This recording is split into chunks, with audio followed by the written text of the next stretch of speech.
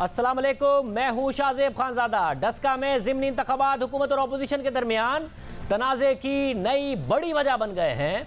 तहरीक इंसाफ का कहना है कि वो इंतखाब जीत चुकी है, इसलिए नतीजा जारी किया जाए। नून लीग कह रही है कि 20 पोलिंग स्टेशन के नताइज तब्दील हुए, इसलिए तहकीकात की जाए और ज़रूरत पड़े तो दोबारा पोलिंग करवाई जाए। कल इलेक्शन कमीशन इस मामले पर अहम समाअत करेगा, मगर अब से थोड़ी देर पहले वज़ीर आज़म ने ट्वीट किया है कि हालांकि कानूनी तौर पर ज़रूरत नहीं है, मगर मैं अपने उम्मीदवार से कहूंगा कि उन 20 पोलिंग स्टेशंस पर जिन पर ऑपोजिशन शोर मचा रही है, वहां पर रीपोलिंग की दरख्वास्त दी जाए, रीपोलिंग करवाई जाए। अब ये अहम मामला है क्योंकि मरियम नवाज कह चुकी हैं कि अगर रीपोल होगा तो पूरे हलके में होगा, क्योंकि मसला इन 20 पोलिंग स्टेशंस में मरियम नवाज के मुताबिक नताइज बदलने का है, मगर बहुत सारी दूसरे पोलिंग स्टेशंस में हमारे जो वोटर्स थे उन्हें वोट डालने नहीं दिए गए। अब वज़ीर आज़म ये इशारा दे रहे हैं कि 20 पोलिंग स्टेशंस में दोबारा मैं दरख्वास्त करूंगा अपने उम्मीदवार से कि इलेक्शन हो जाएं। ये अजीब मामला है, दोनों जमातें आमने सामने आई हैं। अगर एक कॉन्स्टिट्यूंसी में ये सब कुछ हुआ है तो जब बल्दियाती इंतखाबात होंगे तो क्या होगा, ये दोनों जमातें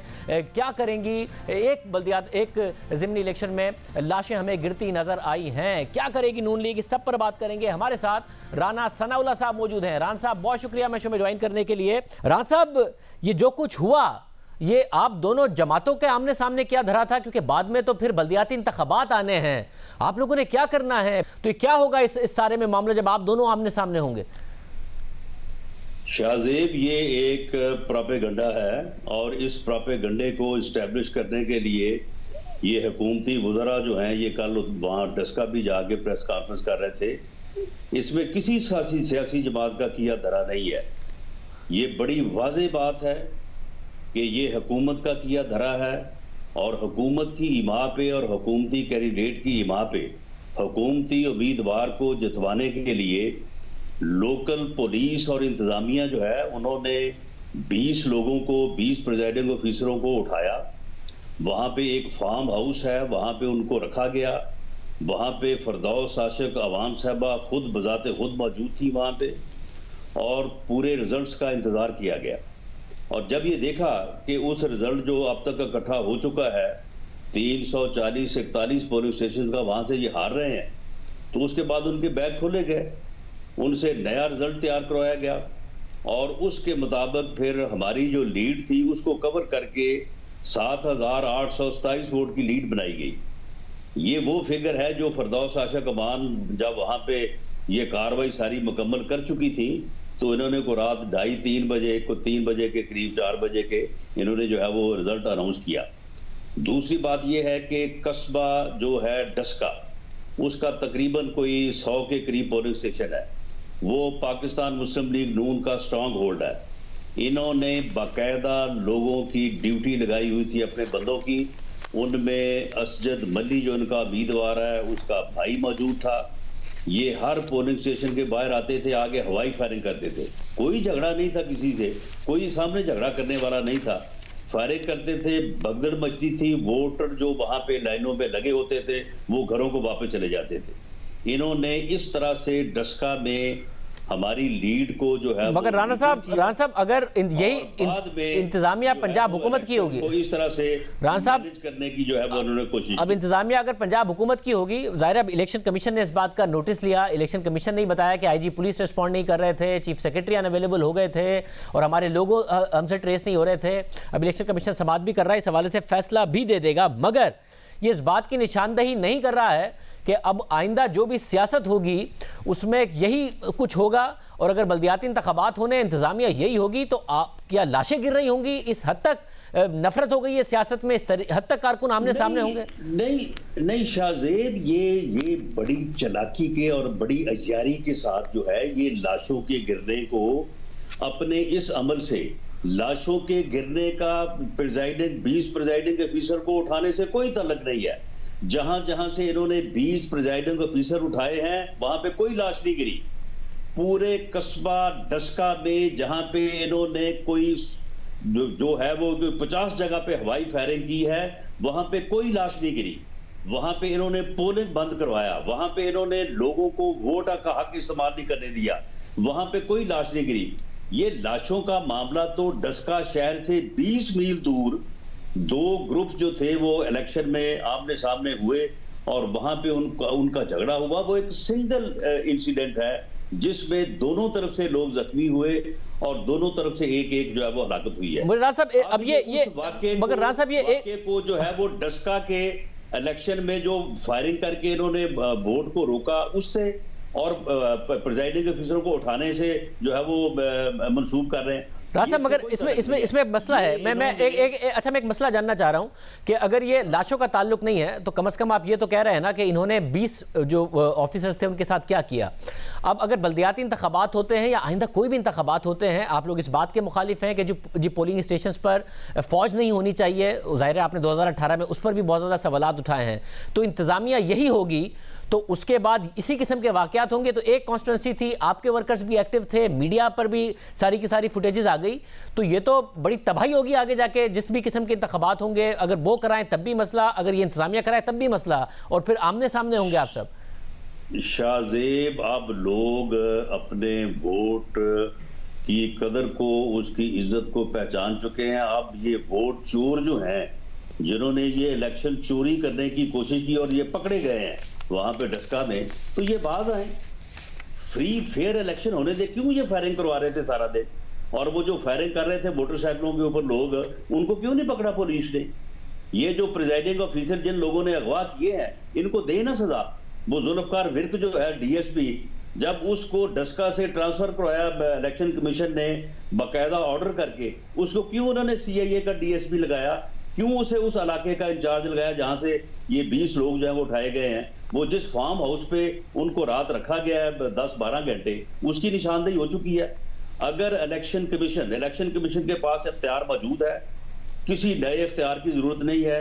चीफ सेक्रेटरी को, आईजी को, डीपीओ सियालकोट और डिप्टी कमिश्नर सियालकोट और जिन लोगों ने ये बाकी आगे जो है ये इनको प्रिजाइडिंग ऑफिसर को उठाया है और जो फायरिंग करते रहे डस्का में सारा दिन, इन लोगों को जो है वो गिरफ्तार किया जाए, इनको सजा दी जाए। और ये जो प्रेस कॉन्फ्रेंसें करके जो है वो उलझा रहे हैं मामले को, वो जी लाशें गिर गई जी, वो भाई लाशें कहीं गिरी हैं, फायरिंग तो कहीं करते रहे हो। राज साहब एक और मसला ये है कि आप लोगों ने, आप लोग कह रहे हैं कि जो नवाज शरीफ का कहते थे कि बयानिया दफन हो गया, वो लोग नाकाम हो गए, आप लोगों को वोट पड़े हैं, ये नजर भी आ रहा है। मगर अब मसला ये है कि पीटीआई को भी वोट कम नहीं पड़े हैं, जो आप कहते हैं कि हुकूमत नाकाम हो गई है। पीटीआई को कॉपियां पड़ी हैं, मगर गुजरावाला में जहां आप जीते हैं वहां पर भी तहरीक इंसाफ ने अपना वोट बैंक बढ़ाया है। आपको 53,000 पड़ा है तो उन्हें 48,000 पड़ा है, हालांकि 27,000 पड़ा था उनको 2018 के इलेक्शन में। वहां पे भी कॉपियां पड़ी हैं। वहां पे जब ये इलेक्शन हारे हैं तो इनका जो महमूद रशीद साहब गए हुए थे, इनके मिनिस्टर, वो इलेक्शन के इंचार्ज, उन्होंने वहां उस मजमे में कहा, उन्होंने कहा कि हुकूमत नहीं हारी, ये हमारा इलेक्शन हारा है, हमने इसकी मर्जी के प्रिजाइडिंग ऑफिसर भी लगाए थे, इसको कॉपियां भी फराहम की थी, ये डलवा ही नहीं सका। ये तो रान साहब अब ये कॉपियां पड़ी हैं इनको। रान साहब अब इलेक्शन जमानतें जब्त होनी थी दोनों हलकों में। अब इलेक्शन कमीशन ने फ्री और फेयर होता तो। हाँ, इलेक्शन कमीशन ने नोटिस लिया, आपको फैसला कबूल होगा जो भी इलेक्शन कमीशन करेगा। देखिए जी, आप इसमें आप मुझे ये बताएं कि कबूल या ना कबूल वाली कौन सी बात है? अब ये कोई बात गलत है कि ये प्रिजाइडिंग ऑफिसर उठाए गए हैं? सारा दिन डस्का में कोई तकरीबन उसके 70-80 पोलिंग स्टेशन है, वहां पे वोट ही नहीं इन्होंने पड़ने दिया। 5-5 घंटे जो है वो पोलिंग स्टेशन बंद रहे हैं। यानी कि आपको इनके ऊपर रीपोल करवाएं तो पता चल जाएगा कि लोगों ने वोट किसको दिया है। यानी आप कह रहे हैं कि किसको पड़ी है? पूरे हल्के की जो रीपोलिंग है वही आपको अब काबिल कबूल है।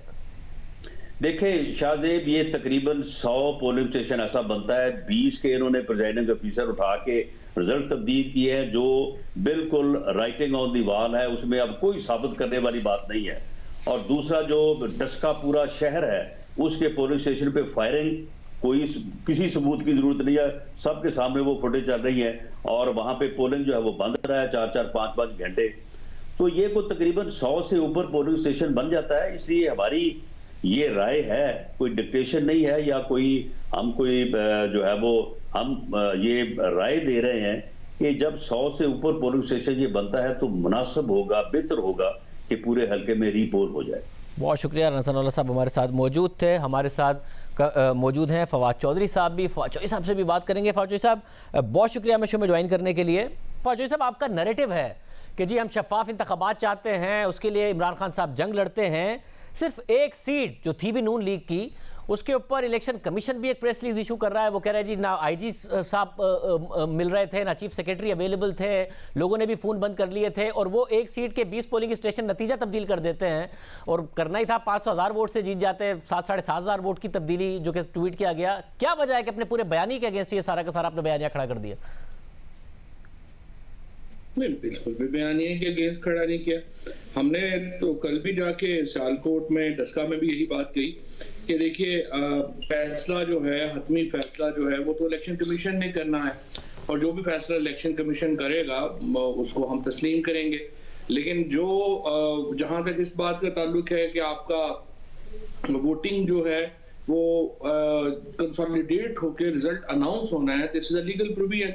और जो तमाम पोलिंग स्टेशंस के रिजल्ट्स अगर इलेक्शन कमीशन को मौसूल हो चुके हैं, जो कि मौसूल हो चुके हैं, तो जो लॉ है वो यही कहता है कि इलेक्शन कमीशन नतीजे का ऐलान करेगा। अब आगे तो वर्जन है ना, वो एक वर्जन ये जो है वो पोजीशन का होगा, एक वर्जन गवर्नमेंट का होगा, उसके लिए ट्राइब्यूनल्स होते हैं, वो ट्राइब्यूनल्स में जाके जो है वो फैसले होते हैं। सो आई थिंक हमारा जो बयानिया है वो बिल्कुल वही है जो पहले दिन से है। और हम इंडिपेंडेंट इलेक्शन कमीशन, मुझे तो बड़ी खुशी है, इलेक्शन कमीशन असर्ट करता है, जहाँ पे भी चीफ इलेक्शन कमिश्नर गए हैं, इवन कोर्ट में गए हैं, उन्होंने अपनी पोजीशन को असर्ट किया है। इसी तरह का हमें इलेक्शन कमीशन चाहिए, और इलेक्शन कमिश्नर साहब का रोल जो है वो बड़ा ही मुस्बत रहा है सारे से तमाम मामला। अगर बयानों की हद तक बात होती तो दुरुस्त कह रहे हैं आप, नून लीग का बयान अपने हक में होगा, पीटीआई का बयान अपने हक में होगा, बट जो इलेक्शन कमीशन की प्रेस रिलीज आ गई और उसमें इंतजामिया का काम था कि इलेक्शन कमीशन के अमले के साथ ताउन करे, मगर उनका फिर ना आईजी साहब का फोन उठाना, चीफ सेक्रेटरी साहब का अवेलेबल हो जाना, वहां पर अगर जो फुटेज रिलीज की गई है, मैं तो चाहूंगा कि आप लोगों की तरफ से भी फुटेज आए, क्योंकि दावा किया गया था उमर डार साहब की तरफ से, उसमें नजर आ रहा है कि आपके जो उम्मीदवार हैं उनके साथ जो लोग मौजूद हैं वो फायरिंग कर रहे हैं, तो उसके बाद सवाल तो आप ही के ऊपर उठ रहा है।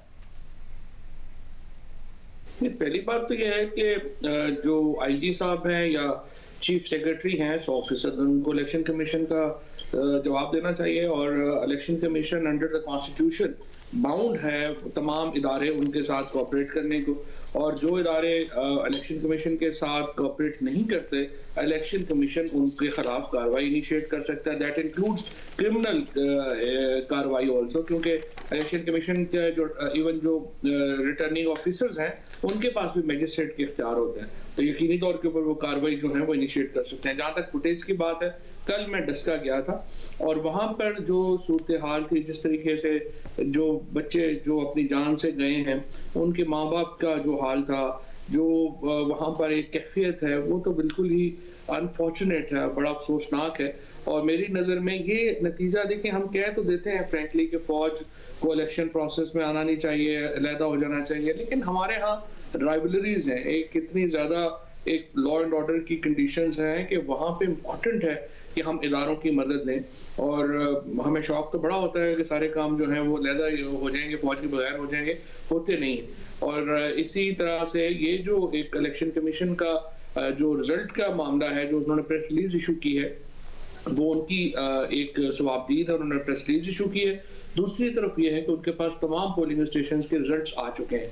सो लॉ सेज कि जब आपके पास रिजल्ट्स आ चुके हैं तो आपने अनाउंस करना है। और मुझे ये बताइएगा फौजी साहब, ज़रा एक मौक़िफ़ रहा है तहरीक इंसाफ का कि नवाज शरीफ का बयानिया दफन हो गया, मरियम नवाज ने नून लीग की सियासत और दफन कर दी है, मगर जो इलेक्शन के नतीजे आए हैं, एक तो खैबर पख्तूनख्वा का है, फिर पंजाब में एक प्रोविंशियल असेंबली का है, फिर नेशनल असेंबली का जो अभी तक डिस्प्यूटेड है, ये कैसे डिटरमिन किया जाए कि उनका बयानिया या उनकी सियासत दफन हो गई?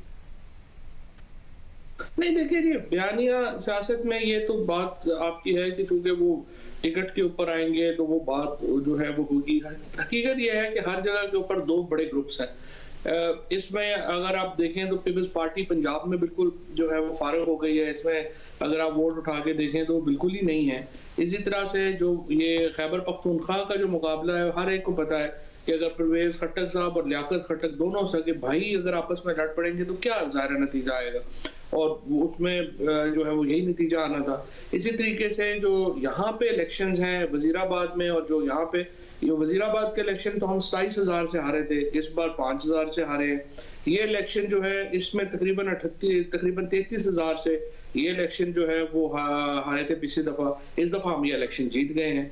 सो इम्प्रूवमेंट तो आई है। मगर साहब आप हुकूमत में हैं और बाई इलेक्शन में आमतौर पर एक एडवांटेज होता है हुकूमत को। आपको लगता है कि पंजाब हुकूमत की कारकर्दगी के तौर पर जब आप बाई इलेक्शन में गए हैं या फिर जब आप बल्दियाती इलेक्शन में जाएंगे या फिर अगले इलेक्शन में जाएंगे तो आपके पास कोई ऐसा है कुछ दिखाने को, प्रोजेक्ट्स की सूरत में हो या रिफॉर्म्स की सूरत में हो? ब्यूरोक्रेसी में तब्दीली तो नहीं, तब्दीलियां जरूर हुई हैं, पुलिस में कोई तब्दीली तो नहीं हुई, रिफॉर्म्स नहीं हुए, बार बार तब्दीलियां जरूर हुई हैं, कुछ है दिखाने को बुज़दार हुकूमत का आपके पास जिसकी बुनियाद पर आप वोट ले सकें? देखिए, एक तो ये जो ज़िमनी इलेक्शंस है ना, जब मैं ज़िमनी इलेक्शन लड़ा था 2016 में, तो हमें तो पूरी रियासत से ही मुकाबला करना पड़ा था। डीसी एसपी हमारे खिलाफ जो है वो उस वक्त जो है वो जलसे अरेंज करवा रहे थे। इसी तरीके से हर जो यूनियन काउंसिल थी उसमें एमएनएज और एमपीज आके बैठे हुए थे। सिर्फ आखिरी 2 हफ्तों में 50 करोड़ रुपया जो है वो मेरे खिलाफ जो है वो इलेक्शन फंड आ गया, वो खर्च किया गया। और यहाँ पे अलबत्ता ये आप देखें, इस चीज को हमें अप्रिशिएट भी करना चाहिए। और इमरान खान के ऊपर जब आप बात करते हैं तो इस चीज को भी आप देखें कि तमाम जो ज़िमनी इलेक्शंस हुए हैं उसमें सरकार कहीं नजर ही नहीं आई। अब वो कुछ हमारे लोग तो नाराज हैं कि सरकार क्यों नजर नहीं आई है और उनको वहां पे एक्टिवेट होना चाहिए था। दूसरी तरफ ये है कि नहीं, यही तरीका है और इस तरह से इलेक्शन होने चाहिए। जहां तक बात है आपकी कि इसकी ओवरऑल में, देखिए मैं अब ये प्रोविंशियल गवर्नमेंट्स के एक ओवरऑल स्ट्रक्चर के ऊपर मैं समझता हूँ कि हमारी बहुत बड़ी जो गलती थी वो ये थी कि हमने पहले साल आके लोकल गवर्नमेंट इलेक्शन नहीं कराए। और उस वक्त मैंने बारहा ये बात कही कि हमें फौरन लोकल गवर्नमेंट इलेक्शन करवाने चाहिए। लेकिन ये चूंकि आपने उस दिन भी एक बड़ी इसके ऊपर बात की थी और मैंने आपसे अर्ज किया था कि अनफॉर्चुनेटली पाकिस्तान की जो बड़ी डिबेट है मीडिया की, उसमें जो हमारे फंडामेंटल इश्यूज हैं गवर्नेंस के, वो डिबेट ही मिसिंग है। चीफ मिनिस्टर्स का और चीफ सेक्रेटरीज का जो ऑफिस है, इट्स ह्यूजली कंट्रोवर्शियल। और जब तक प्रोविंशियल फाइनेंस कमीशन अवार्ड नहीं आता, जब तक आप वसाइल तकसीम नहीं करते, एडमिनिस्ट्रेटिव डेवल्यूशन नहीं करते, शख्सियात के ऊपर आप तनकीद भी कर सकते हैं, आप उनको अप्रिशिएट भी कर सकते हैं, but frankly post 18th amendment Pakistan का जो गवर्नेंस सिस्टम है वो बिल्कुल तबाहशुदा है। बहुत शुक्रिया फाजोई साहब की गुफ्तगू आपने सुनी। प्रोग्राम में आगे बढ़ते हैं। जियो न्यूज़ के प्रोग्राम खबरनाक में मेज़बान इरशाद भट्टी ने एक बयान दिया जिस पर उन्हें तनकीद का सामना करना पड़ा, जिसके बाद अगले प्रोग्राम में उन्होंने अपने बयान पर वजाहत भी दी। मगर वजाहत देने के बावजूद एक ग्रुप ने एहतजाज का ऐलान किया और कराची में जियो के मरकजी दफ्तर पर 200 से ज़ायद अफराद गुज़िश्ता रोज़ रैली की शक्ल में आए और हमला कर दिया। वॉक थ्रू गेट और दाखिली दरवाजे को तोड़ा, अंदर घुसकर पथराव किया, तोड़ फोड़ की। गार्ड समेत रिसेप्शन पर मौजूद अफराद, कैमरामैन और डीएसएनजी स्टाफ को तशद्दुद का निशाना बनाया और इन सारी कार्रवाइयों के बाद दफ्तर के बाहर धरना देकर बैठ गए। और इस पूरी कार्रवाई के दौरान उन्हें रोकने के लिए पुलिस मौजूद नहीं थी। सवाल उठता है कि पुलिस ने हिफाजती इंतजाम क्यों नहीं किए, क्योंकि मुश्तइल अफराद ने कई घंटे तक दफ्तर के बाहर एहतजाज जारी रखा, जिसकी वजह से दफ्तर में मौजूद अमला महसूर होकर रह गया। कई घंटे गुजरने के बाद सूबाई वज़ीर इत्तलात नासिर हुसैन शाह मौके पर पहुंचे और मुजाहिरीन के खिलाफ कार्रवाई की यकीन दहानी कराई। वाक़े के खिलाफ मीठादर थाने में मरकजी मुलजिम समेत 200 नामालूम अफराद के खिलाफ मुकदमा दर्ज किया गया और वाक़े में मुलव्विस अब तक 13 अफराद की गिरफ्तारी हो चुकी है, जबकि मरकजी मुलजिम ताहाल फरार है, जो कि हुकूमत पर सवाल उठा रहा है। वज़ीर आला सिंध मुराद अली शाह ने भी तशद्दुद की मजम्मत करते हुए हमलावरों के खिलाफ कार्रवाई की हिदायत की है। इस वाक़े की ह्यूमन राइट्स कमीशन, सियासी, मजहबी और सहाफ़ती तंजीमों ने मजम्मत की है। जंग और जियो पर हमला काबिल मजम्मत है। किसी भी मीडिया हाउस को निशाना बनाना, तोड़ फोड़ करना और एहतजाज के लिए तशद्दुद का रास्ता अख्तियार करना काबिल मजम्मत है। किसी प्रोग्राम में होने वाली गुफ्तगू से, किसी खबर से, किसी की राय से आपको इख्तलाफ हो सकता है, किसी एंकर के बयान पर आपको एतराज़ हो सकता है, किसी की कही गई बात अगर दिल आज़ारी की वजह बनती है तो मजम्मत करना आपका हक है, मजम्मत करें। किसी भी मामले पर एतराज़ है तो शिकायत करें, एहतजाज रिकॉर्ड कराएं, मगर एहतजाज के नाम पर तशद्दुद करना और तोड़ फोड़ करना काबिल कबूल नहीं है, काबिल मजम्मत है। प्रोग्राम में बड़े शामिल करें।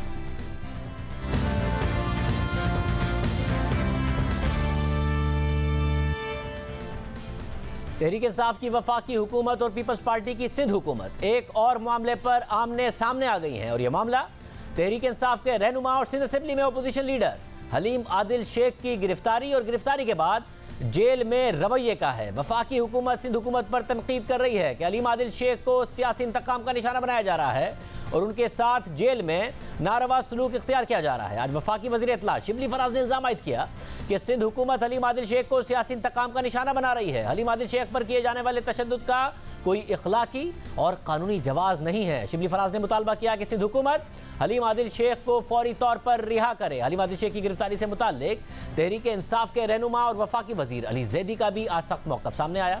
अली जैदी ने ट्वीट किया कि इस मामले को वजीर आज़म के सामने उठाऊंगा। अब वक्त आ गया है कि IG सिंध, होम सेक्रेटरी और नाअहल चीफ सेक्रेटरी के खिलाफ एक्शन लिया जाए। वफाकी वजीर दाखिला शेख रशीद अहमद ने भी इस मामले का नोटिस ले लिया है और चीफ सेक्रेटरी से रिपोर्ट तलब कर ली है। जबकि इस हवाले से आज गवर्नर सिंध ने भी तनकीद की है। हलीम आदिल शेख ने जुमे के रोज़ इल्ज़ाम आयद किया कि दौरान हिरासत उनके कमरे में सांप छोड़ा गया और आज उनके अहल खाना और PTI रहनुमाओं ने इल्ज़ाम आयद किया कि पीपल्स पार्टी से ताल्लुक़ रखने वाले 50 कैदियों ने जेल में हलीम आदिल शेख को तशद्दुद का निशाना बनाया, जिस पर वजाहत जारी करते हुए जेल सुप्रिटेंडेंट ने बयान जारी दिया कि हलीम आदिल शेख जेल अमले के हमरा इंतजार गाह से गुजर रहे थे, जहां पर कुछ कैदियों ने नारेबाजी की। हलीम आदिल शेख को फौरन ही वापस ऑफिस मुंतकिल कर दिया गया। हलीम आदिल शेख को ना किसी ने हाथ लगाया और ना ही कोई थप्पड़ या पत्थर मारा। इस सारे वाक़े की CCTV फुटेज भी जारी कर दी गई है। मगर हलीम आदिल शेख का मौक़िफ़ है कि वीडियो नामुकम्मल है। 50 अफराद 17 से 18 सेकंड तक उनके साथ मारपीट करते रहे। जेल में क्या सिर्फ एक कैमरा है और एक पुलिस वाला लेके निकला है, तो वो जहां ये 17-18 सेकंड तक वो मारपीट करते रहे 50 लोग, उसकी वीडियो क्यों नहीं दे रहे हैं वो? और अगर कुछ नारेबाजी हुई तो पुलिस वाले अंदर से भागते हुए क्यों निकल रहे हैं? उसके बाद ये मुझे धक्का देते हुए वापसी में लेकर क्यों आ रहे हैं? मैं कहता हूँ शर्म आनी चाहिए इनको। असल ये 50 लोग क्रिमिनल्स इन्होंने मुझे मारवाने के लिए पीपल्स पार्टी ने वहाँ खड़े किए हुए थे। सिंध हुकूमत ने हलीम आदिल शेख और वफाकी हुकूमत के तमाम इल्ज़ामात को मुस्तरद कर दिया है। Opposition leader Sindh assembly Haleem Adil Sheikh को 16 फरवरी को कराची में ज़िमनी इलेक्शन के दौरान इलेक्शन कमीशन की शिकायत पर गिरफ्तार किया गया था। गुज़िश्ता रात हलीम आदिल शेख को उनकी दरख्वास्त पर कौमी इदारा बराए अमराज क़ल्ब मुंतकिल किया गया था और आज उन्हें जिन्ना अस्पताल मुंतकिल कर दिया गया है। हलीम आदिल शेख को 4 मुकदमात का सामना है, जिनमें से 2 पहले के हैं।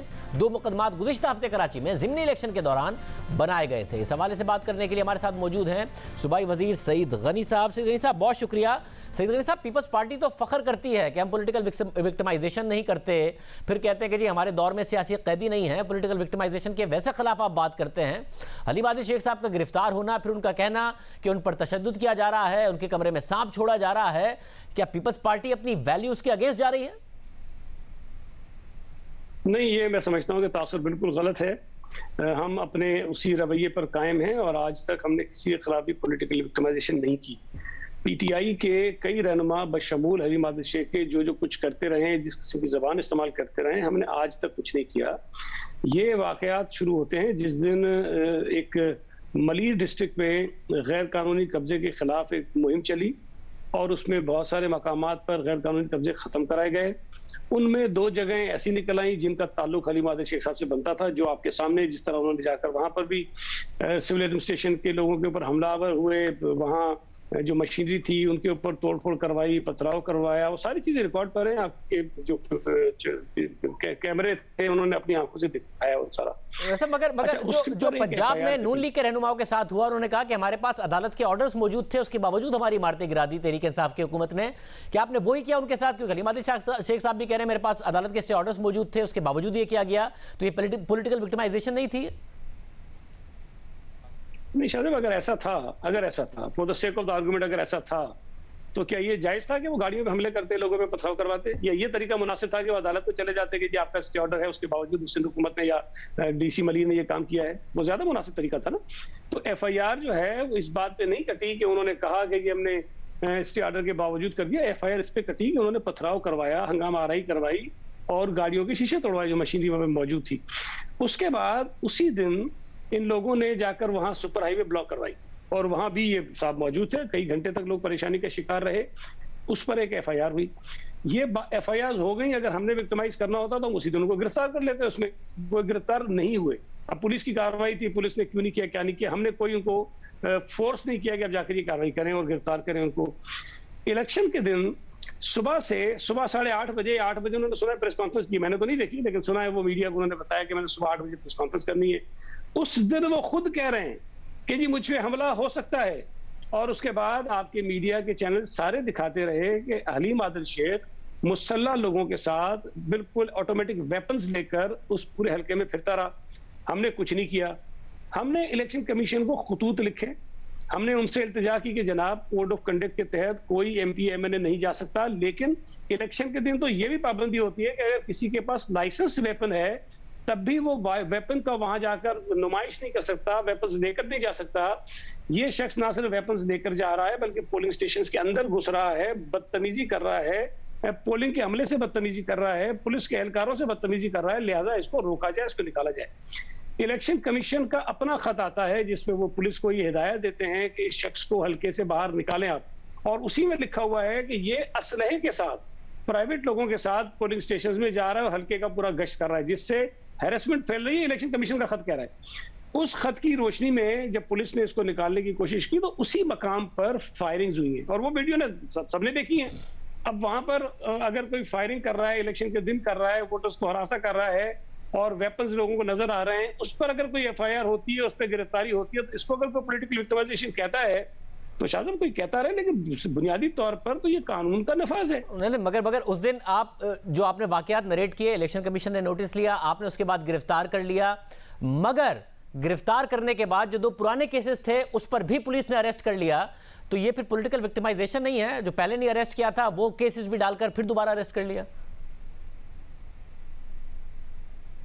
शायद मेरा ख्याल है, देखें, ये भी पॉलिटिकल विक्टिमाइजेशन में इसलिए नहीं आता कि शायद उस वक्त ये लीडर ऑफ द ऑपोजिशन है, हम पकड़ेंगे तो इशू बनेगा, लेकिन अगर वो एक और केस में इस तरह से अरेस्ट हो जाते हैं तो और पुलिस के इल्म में है कि इसके ऊपर मजीद FIR हैं तो फिर उस पर गिरफ्तारी करना जो है वो लाजमी हो जाती है। वो कल को अगर अदालत में जाता है मुकदमा, वहाँ सामने आता है कि एक केस में गिरफ्तार हो गया तो दूसरे में आपने क्यों उसको अरेस्ट नहीं किया। मेरा ये ख्याल है कि अगर हमने सिर्फ उनको किसी एक ही केस में गिरफ्तार करवाना होता तो फिर शायद झूठे 10 केसेस बनवा के किसी में भी करवा सकते थे, लेकिन ये तीनों FIR जो मैं आपको बता रहा हूँ कि जब इंक्रोचमेंट का रिमूवल हुआ उस वक्त, सुपर हाईवे बंद हुआ उस वक्त, और इलेक्शन के दिन जो फायरिंग हुई उसमें, ये तीनों FIR के वाकयात की शहादतें मौजूद हैं कि उस दिन क्या क्या चीजें हुई हैं और किन दफात के तहत FIR कटी हैं।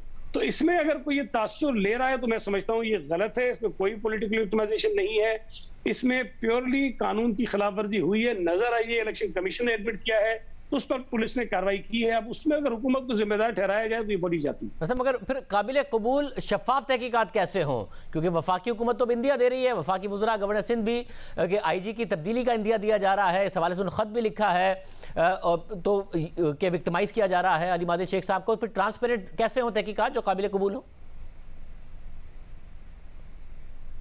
देखिए, मैं तो ये गुजारिश करूंगा कि पहले इस तमाम एपिसोड्स की जो 2-3 वाकयात हुए हैं इसकी तहकीकात कोई भी कर ले ना। ये अपनी मर्जी का कोई ऑफिसर दे दे कि भाई जो जमीन पर कब्जा इनका था कि नहीं था। मैं शाहजेब हर जगह सवाल करता हूं उनसे, इससे सिर्फ एक सवाल पूछे कि भाई आपके जो फार्म हाउसेस बने हुए थे वो जमीन 30 साल लीज पे थी या 99 साल की लीज पे थी? काम किया, हमने जुल्म किया और हमने बड़ा इसके साथ नुकसान पहुंचाया, लेकिन अगर ये साबित हो गया वो 30 साल लीज है तो 30 साल लीज पे तो फार्म हाउस बन ही नहीं सकते, वो बनाना ही गलत है।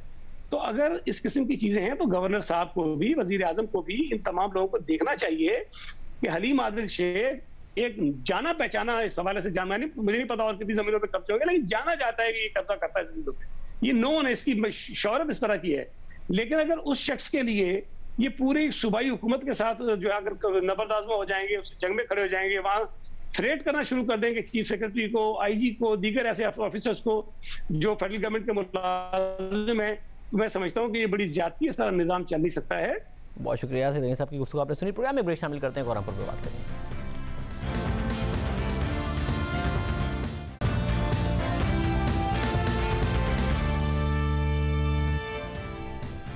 सुप्रीम कोर्ट के 6 रुकनी बेंच ने जस्टिस काजी फाइज ईसा की दरख्वास्त पर आज फैसला सुना दिया है और कहा है कि बेंच तश्कील देने का इख्तियार चीफ जस्टिस के पास है। अहम बात यह है कि जस्टिस काजी फाइज ईसा ने सुप्रीम कोर्ट के 19 जून 2020 के सदारती रेफरेंस के फैसले के खिलाफ नजरसानी की दरख्वास्त दायर की हुई थी, जिस पर इब्तिदाई समाअत तो हुई, मगर जस्टिस काजी फाइज ईसा ने बेंच पर एतराज़ किया और कहा कि उनकी नजरसानी की दरख्वास्त 10 रुकनी बेंच ही सुने, जिसमें इख्तलाफी फैसला देने वाले जजेस भी शामिल हो। 10 दिसंबर को बेंच ने जस्टिस काजी फाइज ईसा की दरख्वास्त पर फैसला महफूज कर लिया था, जो आज सुना दिया गया और अदालत के फैसले के मुताबिक नजरसानी दरख्वास्तें निपटाते हुए बेंच तश्कील का मामला चीफ जस्टिस को भिजवाया जाता है।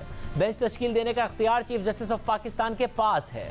चीफ जस्टिस चाहें तो नजरसानी दरख्वास्तों पर लार्जर बेंच भी बना सकते हैं। आमतौर पर फैसला देने वाला बेंच ही नजरसानी दरख्वास्तें सुनता है और नजरसानी बेंच में फैसला तहरीर करने वाला जज लाजमी शामिल होता है। अगर फैसला लिखने वाला जज दस्तयाब ना हो तो फैसले से मुत्तफिक जज बेंच का हिस्सा होता है।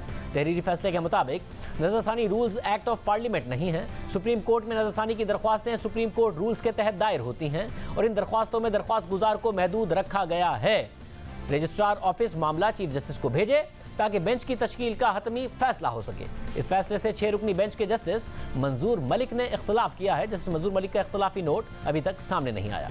देखना होगा कि चीफ जस्टिस इस पर क्या फैसला सुनाते हैं, क्योंकि जस्टिस काजी फाइज ईसा ने बेंचेस तश्कील देने के मामले पर 2 दिन पहले ही चीफ जस्टिस के इख्तियार पर सवाल उठा दिया था और यह मामला तरक्याती फंड के फैसले के बाद देखने में आया। वज़ीर आज़म के खिलाफ तरक्याती फंड के फैसले में चीफ जस्टिस ने ऑर्डर जारी किया था कि जस्टिस काजी फाइज ईसा को वज़ीर आज़म के खिलाफ केसेस नहीं सुनने चाहिए और 2 दिन पहले जस्टिस काजी फाइज ईसा ने इस हवाले से अपना इख्तलाफी नोट जारी किया। जस्टिस काजी फाइज ईसा ने अपने नोट में लिखा कि यह मामला उस वक्त शुरू हुआ जब सुप्रीम कोर्ट ने मीडिया पर रिपोर्ट होने वाले वज़ीर आज़म के बयान का नोटिस लिया।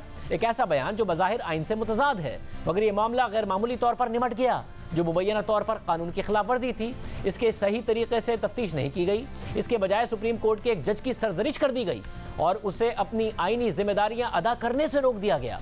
जस्टिस काजी फाइज ईसा के नोट के मुताबिक 3 फरवरी को जस्टिस मकबूल बाकिर और मुझ पर मुश्तमिल 2 रुकनी बेंच ने एक ऑर्डर जारी किया और ऑर्डर में कहा गया कि 28 जनवरी को यह बात मीडिया पर रिपोर्ट हुई है कि हर रुकने असेंबली को 50 करोड़ का ग्रांट देने की मंजूरी दी गई है और एक MNA ने कहा है कि वज़ीर आज़म ने हर रुकने कौमी असेंबली और सूबाई असेंबली के लिए 50 करोड़ के फंड का ऐलान किया है ताकि वो अपने अपने हलकों में तरक्याती काम का आगाज करें। 1 फरवरी को रोजनामा डॉन ने तरक्याती फंड के हवाले से एक इदारिया भी लिखा और वज़ीर आज़म के फैसले पर सवाल भी उठाया। ज़ाहिरी तौर पर ना ही उन मीडिया रिपोर्ट्स की और ना ही इदारिये की तरदीद की गई और ना ही इस हवाले से हुकूमत या वज़ीर आज़म ने कोई बयान जारी किया। इस हवाले से हमने अटॉर्नी जनरल से पूछा कि क्या फंड्स की फराहमी आइन के मुताबिक की गई है और क्या वफाकी हुकूमत और सूबाई हुकूमतों ने फंड्स की फराहमी की है या इस हवाले से वो कोई इरादा रखते हैं। तो अटॉर्नी जनरल ने हमसे कहा कि उन्हें हक़ाइक़ का जायज़ा लेने के लिए वक्त चाहिए होगा, लेकिन साथ ही उन्होंने कहा कि वो किसी गैर आइनी चीज़ की हिमायत नहीं करेंगे। जिसके बाद अदालत ने वफाकी हुकूमत और सूबाई हुकूमत को नोटिस जारी किए और फैसला किया कि मुतल्लिका हुकाम के जवाबात का जायज़ा लेने के बाद इस मामले को या तो निपटा दिया जाएगा या गैर तसल्ली बख्श जवाब की सूरत में उसे मजीद आगे बढ़ाया जाएगा और अगर उसे मजीद आगे बढ़ाने के नतीजे पर बात आई तो मामला चीफ जस्टिस को भेज दिया जाएगा ताकि वो इस हवाले से बेंच तश्कील दें। जैसे काजी फाइज ईसा के नोट के मुताबिक फिर 10 फरवरी 2021 को इस केस को 5 रुकनी बेंच के सामने फिक्स्ड कर दिया गया और ये 5 रुकनी बेंच चीफ जस्टिस गुलजार अहमद, जस्टिस मुशीर आलम, जस्टिस उमरता बंदियाल, जस्टिस एजाजुल हसन और मुझ पर मुश्तमिल था। मगर मैंने इस 5 रुकनी बेंच पर और जस्टिस मकबूल बाकिर को बेंच में शामिल ना करने पर एतराज़ उठाया और इस हवाले से तहरीरी तौर पर चीफ जस्टिस को ख़त भी लिखा और कहा कि मैं इस हवाले से हैरान हूं कि आपने इस मामले पर 5 रुकनी बेंच बना दिया जिसमें खुद और दीगर मोअज़्ज़िज़ जजेस को शामिल कर लिया एक ऐसे स्टेज पर जहां पहले से ही 2 रुकनी बेंच इस मामले को देख रहा था। इससे अवामी सतह पर इस अदालत के 2 सीनियर जजेस पर अदम एतमाद का इजहार किया गया है, जिससे ना सिर्फ उनकी साख मजरू हुई है बल्कि उनकी तज़हीक की गई है। जजेस को बेंचेस से उस वक्त हटाना जब अहम आईनी मामले की समाअत हो रही होती है तो वो ना इदारे के लिए ठीक है ना ही लोगों के लिए। जैसे काजी फाइज ईसा ने अपने नोट में मजीद लिखा कि चीफ जस्टिस ने मेरे इस खत का कोई जवाब नहीं दिया और ना इस सवाल का जवाब दिया कि उन्होंने क्यों 2 रुकनी बेंच को तहलील करके एक और बेंच बनाया जिसमें 2 रुकनी बेंच के एक रुकन को शामिल नहीं किया गया। जैसे काजी फाइज ईसा ने अपने नोट में लिखा कि इस तरीके से एक मामला जो 2 रुकनी बेंच सुन रहा था उसे 5 रुकनी बेंच के सामने रखा गया बिना मंतक और सिर्फ अपनी मर्जी की बुनियाद पर बेंच की दोबारा से तश्कील गैर मुनासिब है क्योंकि यह गैर ज़रूरी सवालात को जन्म देता है और लोग कयास आराइयाँ करना शुरू कर देते हैं कि इस मखसूस केस में गैर मामूली दिलचस्पी क्यों पाई जाती है और सवालात का जवाब ना देने से अदालती निज़ाम की गैर जानिबदारी और उसकी साख पर लोगों का एतमाद मजरूह होगा। जैसे काजी फाइज ईसा ने अपने नोट में मजीद लिखा कि 10 फरवरी को 5 रुकनी बेंच ने इस केस के हवाले से एक ऑर्डर जारी किया जिसमें वफाकी हुकूमत के मुतालिका हुक्काम और सूबाई हुकूमतों के हुक्काम से जवाब तलब किया और समाअत 11 फरवरी तक मुलतवी कर दी। मगर ऑर्डर में कहीं पर भी मुझ पर एतराज़ नहीं उठाया गया कि मुझे वजीर आजम से मुताल्लिक केसेस नहीं सुनने चाहिए। अटॉर्नी जनरल ने भी मुझ पर एतराज़ नहीं उठाया और 10 फरवरी की समाअत के बाद मुझे एक गैर मतलूबा राजदाराना मैसेज व्हाट्सएप पर मिला जिसमें कहा गया कि वफाकी हुकूमत ने चौधरी शुजात हुसैन के बेटे चौधरी सालिक हुसैन के हल्के के लिए करोड़ों रुपए के तामीराती काम की मंजूरी दी है और हुकूमत का सूबे में तामीराती काम से कोई लेना देना नहीं है। जैसे काजी फाइज ईसा के नोट के मुताबिक जो 4 दस्तावेजात मुझे मौसूल हुई उससे लग रहा था कि वो पब्लिक वर्क डिपार्टमेंट की तरफ से जारी की गई हैं और मजमूई तामीराती काम की मालियत तकरीबन 28 करोड़ 10 लाख रुपए थी। इन दस्तावेजात ने गलत काम की निशानदही की। जिसे काजी फाइज ईसा के नोट के मुताबिक तमाम मामले में शफाफियत लाने के लिए इन दस्तावेजात को बेंच के दीगर मौजूद जजेस के सामने रखा गया और ये सब कुछ खुली अदालत में हुआ और ये भी बताया गया कि ये दस्तावेजात कैसे मौसूल हुई हैं। अगर वफाकी हुकूमत और पंजाब हुकूमत इन दस्तावेजात के गैर मुसद्दिका होने पर रद्द-ए-अमल देती तो मामला खत्म हो जाता, मगर दस्तावेजात की जांच पड़ताल के बजाय अटॉर्नी जनरल को इस बात की जरूरत महसूस हुई कि वो एक जज को एक शिकायत कुरुंदा में बदल दें और चीफ जस्टिस ने भी फौरी तौर पर अटॉर्नी जनरल से इत्तफाक कर लिया और फौरी तौर पर यह ऑर्डर जारी किया कि मुझे वजीर आजम से मुताल्लिक केसेस नहीं सुनने चाहिए। हालांकि मुझे इस बेंच में खुद उन्होंने ही शामिल किया था। ये अदालती तहम्मुल और डेकोरम के खिलाफ था।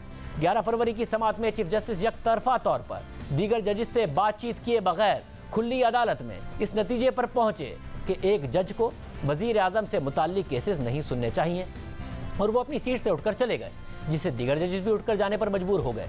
और शाम को मीडिया पर यह चर्चा होता रहा कि एक फैसला जारी किया गया सुप्रीम कोर्ट के एक जज को जो खुद इस बेंच का हिस्सा हैं, उसे फैसले का पता नहीं और उसे मीडिया से इस फैसले का पता चल रहा है जो ना उसने पढ़ा है और ना ही उसके पास दस्तखत के लिए उस फैसले को भेजा गया। जिसके बाद दूसरी सुबह यानी 12 फरवरी को मैंने रजिस्ट्रार को खत लिखकर इस हवाले से अपनी हैरानी का इजहार किया और सवाल किया कि यह फैसला मुझे क्यों नहीं भेजा गया और इसे मीडिया पर किसके कहने पर रिलीज किया गया और फैसले की कॉपी हासिल करने की भी दरख्वास्त की। सवालात के जवाबात देना तो अपनी जगह, रजिस्ट्रार ने यह जरूरी नहीं समझा कि वो सुप्रीम कोर्ट के एक जज के खत का जवाब देते। जस्टिस फाइज ईसा ने अपने नोट में लिखा कि किसी भी अदालती फैसले में जहां एक और उससे ज़ायद जजेस इख्तलाफात रखें तो एक अलहदा अदालती फैसला लिखा जाता है, लेकिन इस केस में ऐसा नहीं किया गया। अगर इस केस में ऐसा होता तो फैसले में लिखा जाता कि 4 जजेस फैसले के हक में हैं और एक खिलाफ है। इस मामले में कोड ऑफ कंडक्ट की खिलाफ वर्जी भी है। 5 रुकनी बेंच के 4 जजेस ने अपने साथी जज के खिलाफ फैसला दिया, इसलिए जब अदालती फैसला ही मौजूद नहीं तो मौजूद जजेस अपनी पोजीशन का जायजा लें या खुद फैसले पर नजरसानी करें। जिसे काजी फाइज ईसा ने अपने नोट में लिखा कि 11 फरवरी शाम 7:33 पर यह फैसला सुप्रीम कोर्ट की वेबसाइट पर अपलोड किया गया, जबकि इससे पहले कभी फैसला उस वक्त तक अपलोड नहीं किया गया जब तक जजेस के उस पर दस्तखत मौजूद ना हो या कम से कम उन्होंने फैसले को पढ़ ना लिया हो। जस्टिस फाइज ईसा ने अपने नोट में लिखा कि जो फैसला जारी किया गया उसमें हकाइक गलत हैं। इसकी वजाहत करते हुए उन्होंने लिखा कि मैंने वजीर आजम के खिलाफ ज़ाती तौर पर दरख्वास्त दायर नहीं की, बल्कि मैंने सदारती रेफरेंस पर दरख्वास्त दायर की, जबकि हकीकत में इमरान खान ने वजीर आजम की हैसियत से ना कि अपनी ज़ाती हैसियत से सदर को रेफरेंस दायर करने का मशवरा दिया। अगर इस मंतक को तस्लीम कर लिया जाए तो मैंने इस दरख्वास्त में बेंच के 3 अराकीन पर एतराज़ किया है, तो इस मंतक के तहत वो भी जानिबदार होंगे और उन्हें मेरे खिलाफ फैसला जारी नहीं करना चाहिए था। जस्टिस फाइज ईसा ने अपने नोट में मजीद लिखा कि फैसले में कहा गया है कि मुझे वजीर आजम इमरान खान के खिलाफ केसेस नहीं सुनने चाहिए, जबकि वजीर आजम वफाकी हुकूमत का सरबराह होता है, जबकि रियासत का सरबराह सदर भी ज्यादातर मामलात में वजीर आजम के मशवरे पर काम करता है। इसलिए अगर यह फैसला नाफिज हो जाता है तो मैं सुप्रीम कोर्ट में सिर्फ जाती सिविल तनाज़ात के केसेस ही सुन पाऊंगा, क्योंकि क्रिमिनल केसेस में भी रियासत हमेशा एक पार्टी होती है। मेरा वजीर आजम के खिलाफ कोई तासुब नहीं, मैं इस काबिल हूँ कि फैसले देते वक्त गैर जानिबदार रहूँ। मेरे साथी जजेस मेरे ज़मीर के रखवाले नहीं, ना ही मैं उनके ज़मीर का रखवाला हूँ, जबकि जानिबदारी का इल्ज़ाम पहले आयद होना चाहिए, जिसके बाद ही जजेस इसका तयन कर सकते हैं। अगर इमरान खान को एतराज़ था तो वो ज़ाती तौर पर एतराज़ कर सकते थे। अटॉर्नी जनरल वज़ीर आज़म के ज़ाती वकील नहीं है और ना ही चीफ जस्टिस वज़ीर आज़म की हिमायत कर सकते हैं या सुप्रीम कोर्ट के जज को रोक सकते हैं, और ना ही आइन जजेस को ये इजाज़त देता है कि वो अपने साथी जजेस के दिलों में झांक कर देखें और इस बात का तयन करें कि वो जानिबदार हैं या नहीं। चीफ जस्टिस की तरफ से एक नॉन इशू को उठाया गया और फिर एकतरफा तौर पर फैसला भी सुनाया गया। दरख्वास्त दायर करना तो अपनी जगह, अटॉर्नी जनरल ने और ना ही किसी और ने मुझ पर जानिबदारी का इल्ज़ाम लगाया। पाकिस्तान में ऐसी कोई रिवायत मौजूद नहीं, ना ही दुनिया में मौजूद है, जिससे इस पूरे मामले को तक़वियत मिल सके। बिना सबूतों के, बिना इल्ज़ाम के, गैर मामूली अंदाज में एक जज की शोहरत को नुकसान पहुंचाया गया और अदलिया की साख को मजरूह किया गया। जस्टिस काजी फाइज़ ईसा ने मज़ीद लिखा कि यह फैसला गैर आईनी है और सुप्रीम कोर्ट की रिवायत के खिलाफ है। अदालती फैसले मौजूद हैं जिसमें कहा गया है कि एक जज अपना फैसला दूसरों पर मुसल्लत नहीं कर सकता। ये फैसले भी मौजूद हैं जिसमें कहा गया है कि कोई जज दूसरे जज के खिलाफ फैसला जारी नहीं कर सकता और ना उसे हिदायत दे सकता है कि वो जानिबदारी की वजह से ये केसेस ना सुने। ऐसा करना गैर आईनी है। जज को केस सुनना चाहिए या नहीं, इसका फैसला वो जज अपनी दानिश के साथ कर सकता है। एक छोटा बेंच माजी के लार्जर बेंच के फैसलों से मुतजाद फैसला जारी नहीं कर सकता। सुप्रीम कोर्ट के पास ऐसा फैसला जारी करने का दायरा कार ही मौजूद नहीं। चीफ जस्टिस के पास ये सवाबदीद मौजूद है कि वो बेंचेस तश्कील दें, मगर बेंचेस तश्कील देने की वजूहात भी होनी चाहिए। मैं अपने साथी जज को बेंच से निकालने पर खत लिखा, इसके बावजूद बेंचेस तश्कील देने में अनस्ट्रक्चर्ड सवाबदीदी इख्तियार का इस्तेमाल किया जाता है। बार बार पेश आने वाले इस मसले पर चीफ जस्टिस ने ध्यान नहीं दिया और ना ही इसे फुल कोर्ट के इजलास के एजेंडे में शामिल किया गया। सुप्रीम कोर्ट तमाम तनाज़ात को हल करने के लिए हतमी अदालत का दर्जा रखती है। इस अदालत का काम है कि एग्जीक्यूटिव्स हुदूद से आगे ना बढ़ें और आइन की खिलाफ वर्जी ना करें, और अगर एग्जीक्यूटिव की खिलाफ वर्जियों का जायजा नहीं लिया गया, बेंचेस को दोबारा तश्कील दिया गया, जजेस को काम करने से रोका गया, तो अजियत लोगों को उठानी पड़ेगी। इस फैसले का पैरा नंबर 6 गैर आईनी है क्योंकि यह सुप्रीम कोर्ट के किसी दायरा कार के तहत जारी नहीं हुआ। यह पैरा जजेस के हल्फ की खिलाफ वर्जी है। वजीर आजम का बयान जो रिपोर्ट हुआ उसमें कहा गया कि पैसे तरसील किए जाएंगे ताकि बज़ाहिर सियासी हिमायत हासिल की जा सके। इसलिए 2 रुकनी बेंच ने नोटिस जारी किए, मगर गौर व फिक्र किए बगैर और दस्तावेज़ात का जायजा लिए बगैर फौरी तौर पर इस मामले को निपटा दिया गया। मेरे लिए ये ऑर्डर लिखना तकलीफ दह है। अगर इससे किसी को तकलीफ पहुंचती है तो मैं माफ़ी मांगता हूं, क्योंकि मेरी नीयत ये नहीं है। मैंने वही कहा जिसके कहने की मैंने ज़रूरत महसूस की। इसलिए इस उम्मीद के साथ कि अनस्ट्रक्चर्ड सवाबदीदी इख्तियार में कमी लाई जाएगी, मैं दुआ करता हूँ कि इदारा तमाम आइनी खिलाफ वर्जियों के खिलाफ हर तरह से मजबूती के साथ खड़ा रहेगा और इख्तियारात के गलत इस्तेमाल के खिलाफ लोगों को तहफ़्फ़ुज़ फराहम करेगा। ये था जस्टिस काजी फाइज़ ईसा का नोट, क्योंकि जब फैसला आया जिसमें चीफ जस्टिस ने उनके हवाले से ये बात कही थी, उसके बाद मुसलसल ये बहस होती रही कि ये मामला हो सकता है या नहीं हो सकता, क्या इस किस्म के रिमार्क्स आ सकते हैं या नहीं आ सकते। अब वो फैसला भी हमने आपके सामने रखा था और जैसे काजी फाइज़ ईसा का नोट भी आपके सामने तफसील से रखा है। उन्होंने बेंच बनाने के हवाले से जो इख्तियारात उस पर भी सवाल उठाया है, जो उनका अपना मामला है वो भी आज के फैसले के तहत चीफ जस्टिस के पास है। देखते हैं इस हवाले से आने वाले दिनों में क्या मज़ीद डेवलपमेंट्स होती हैं। आज के प्रोग्राम में इतना ही, आपसे कल के प्रोग्राम में मुलाकात होगी। इजाज़त दीजिए, अल्लाह हाफ़िज़।